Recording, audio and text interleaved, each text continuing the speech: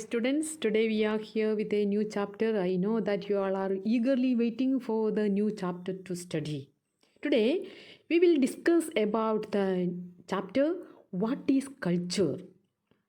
The name of the chapter is What is Culture, written by Pandit Jawaharlal Nehru.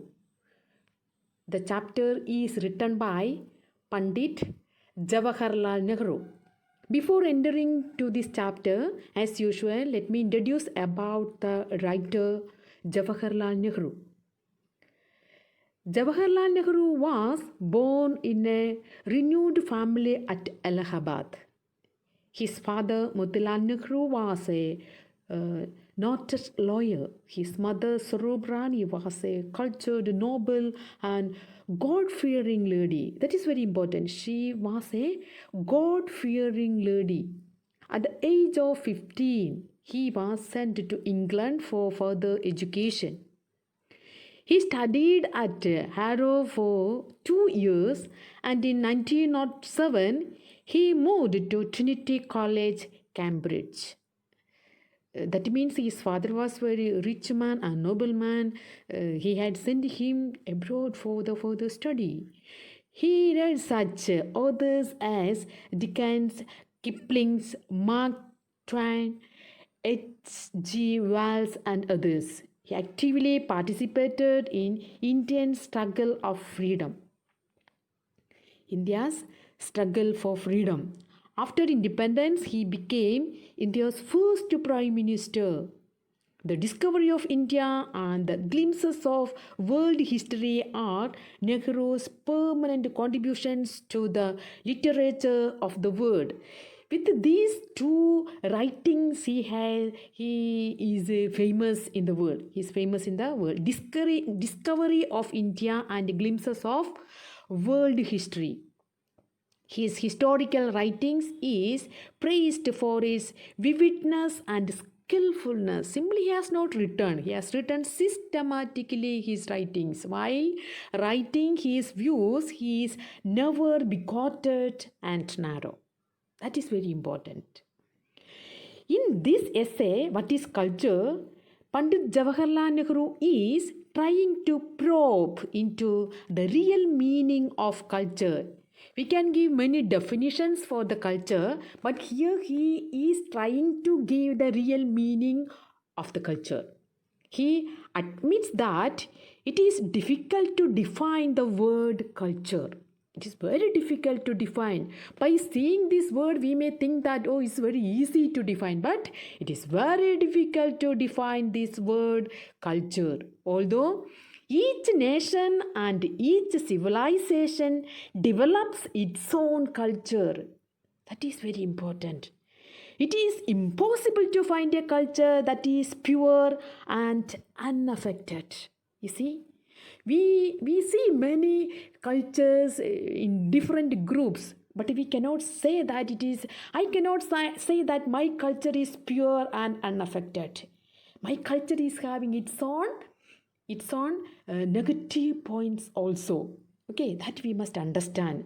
According to Pandit Jawaharlal Nehru, the culture of a country is influenced by its geography and climate. People of every country consider their culture best and they are proud of it. I am very much proud of my culture, and you, students, you all are very much proud of your culture. Culture means inner growth in a man. That is a simple definition for the culture. Culture means inner growth in a man. He must know how to behave with others. He should understand others and make himself understood. Always we must remember this. We must understand others and make himself understood. Others must understand us. That way we have to behave. Then only we can have the easy life. Here, after this introduction, we will go to the chapter. You see that, students, this is a little long chapter. I'm not going to read this chapter. Let me give the summary of the chapter. What is culture? With this summary itself, you can understand what is culture and what are the points he has written in this chapter. Yes, Pandit Jawaharlal Nehru's mind is full of confusion. He started this chapter with confusion, giving some confusion and clarifying the confusion. You see, nations, individuals, and groups often talk of understanding to one another and learning from one another. We say that we say that we must understand one another and we must learn from others. Yes, he finds that people who know one another most quarrel most. If you observe others, we may see that many people used to have some kind of confusion among them, and after that, the end of the confusion, they may go for some kind of fighting. One thing you must remember, children, those who are quarreling each other, they must know one another. Yes, otherwise they will not go for the first seeing itself, we will not go for the quarrel. If at all we see, they are not normal people. It means knowledge by himself does not lead to greater cooperation or friendship. He fails to understand what culture exactly is. The German people spread their culture through conquest and other means. Every country or individual has a peculiar idea of culture which causes conflict and estrangement. You see that each country, each state, and even each village is having its own culture, their own culture, religion. No, they are having their own culture. Teachers, students, schools, wherever you see, wherever you go, you will see a different kind of culture in them. According to Nehru, each nation and each separate civilization develops its own culture. Each nation and each civilization develops its own culture. There is no unique worldly culture which is absolutely pristine, pure, and unadulterated. What do you mean by unadulterated? Pure. Pure culture we will not see anywhere. Unmistakable changes and mixtures have been occurring in culture over the ages. In spite of little adulteration, the basic element of a particular national culture remains dominant. Okay, we will have many cultures, but the national culture, it has its own, it keeps that dominancy. Okay, it often leads to misunderstanding and conflicts and isolates them. It also causes stagnation. You know what is stagnation? Yes.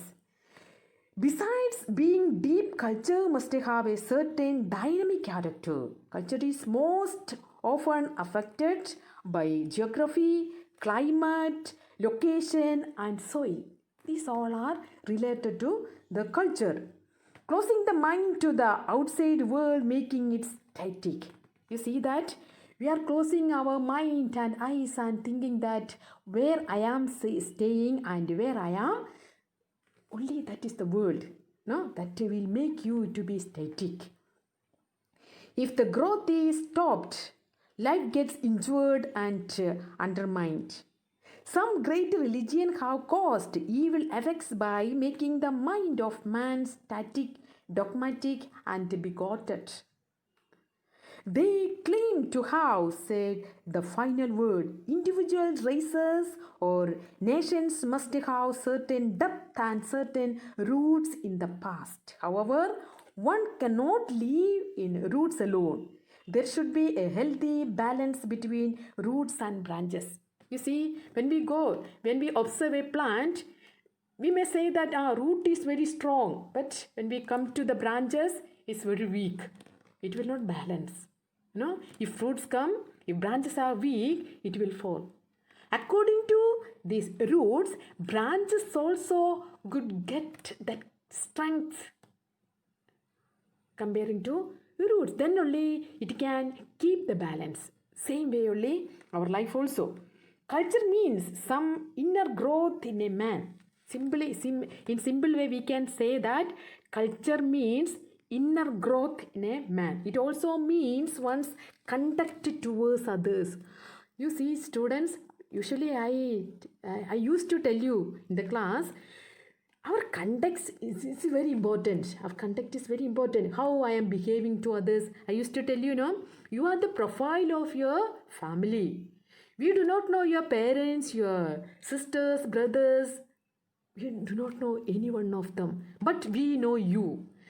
By seeing your culture, by seeing your behavior, the contact which you are having towards others, by observing you, we can easily understand that from which culture you have brought up and you are coming from which kind of family.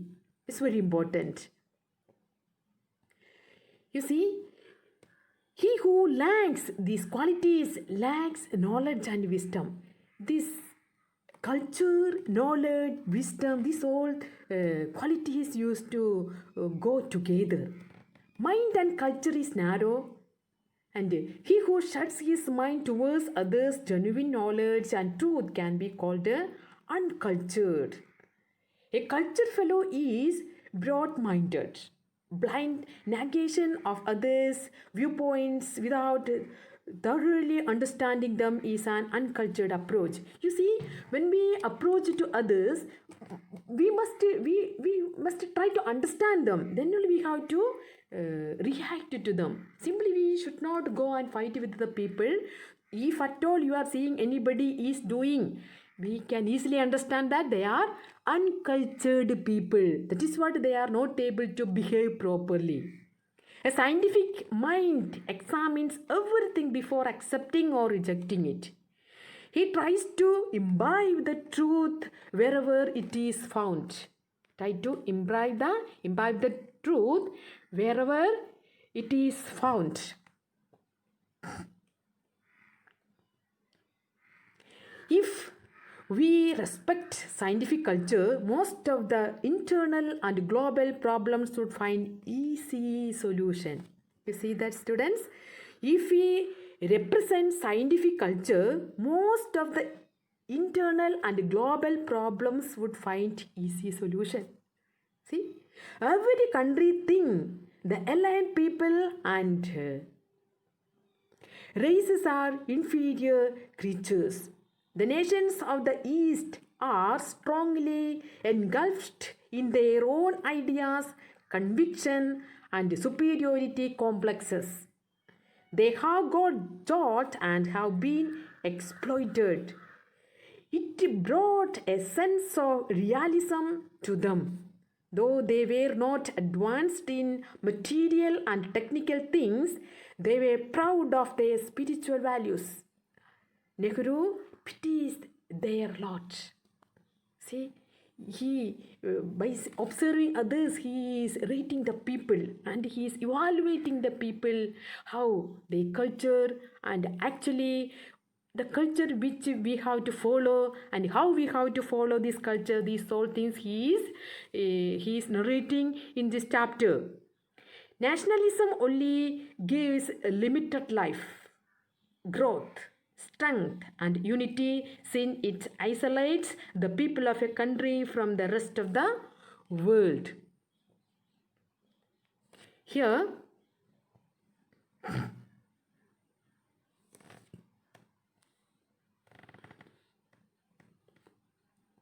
aggressive nationalism causes international danger. It makes culture static, which causes conflicts. It is a folly to talk to culture or even of God when human beings starve and die. Such problems can be tackled in economic and other ways.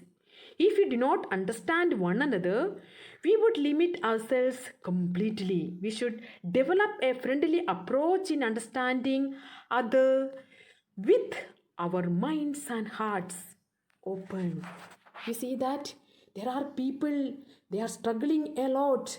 they don't have anything to eat. We must understand them. With open heart, we have to approach to them. If possible, according to our situation and our money, we must ready to help them. If approach is good, response is surely good, and vice versa. We should be always prepared to accept what is good in aliens or with them. No, we should not neglect them, aliens. We have to accept them. And if anybody, any people come to you, they are rich or they are poor, one thing you remember, students, if anything is there in them, you must follow that goodness. You have to follow. If any weakness they have, you must reject those things from them. It helps us in enriching our own culture. These all things will help us to enrich our culture and develop our culture. Civilization influences culture the most. You see that civilization always influence the culture the most. Culture is evolved or inherited, not made of. Acquired culture means betterment of human species through purity of men. Purity of men. This is what the chapter. Now here we are completing the chapter. You see, students, the Nehru, our Jawaharlal Nehru is telling about the culture, and mainly he is telling that we must understand one another and we must understand the situation of others and try to behave them properly. Then it will be easy for you to live in this world. Thank you. Thank you so much.